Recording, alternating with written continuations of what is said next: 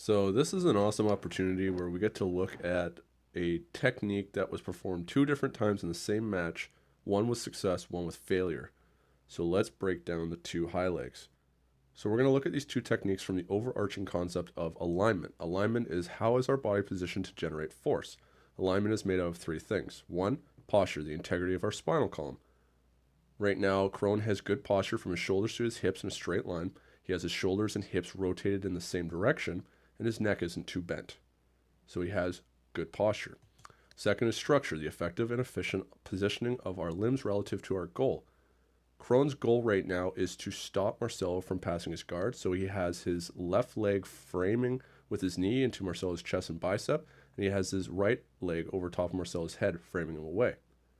Base, a platform from which to apply and absorb force maximally and relative to your goal. Right now, Kron's goal is to stop the guard pass. Marcelo is driving downwards at a 45-degree angle with his force vector.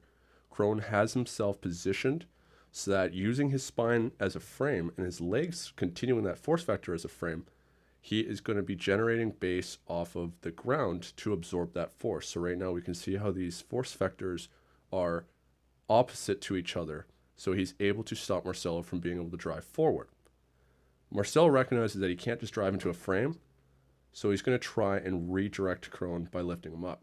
So Marcelo pulls up to try and turn Kron's body into a lever rather than a frame, but because Kron was in strong alignment, he was in control of his center of gravity, and Marcelo was unsuccessful being able to pass the guard.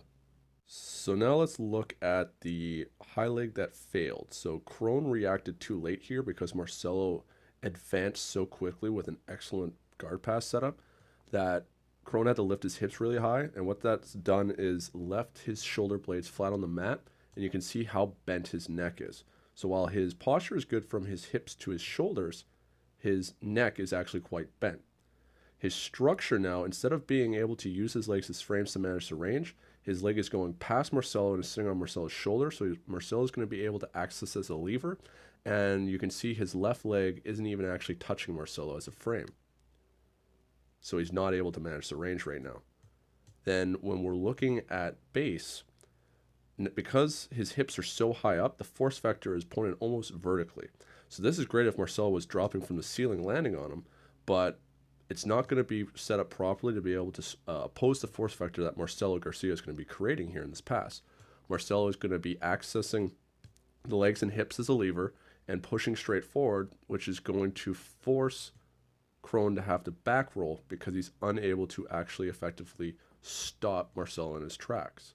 So now Kron is a step behind and having to react. So when he back rolls, he's going to be behind the defensive curve of Marcelo's offense, which is going to lead to the guillotine choke.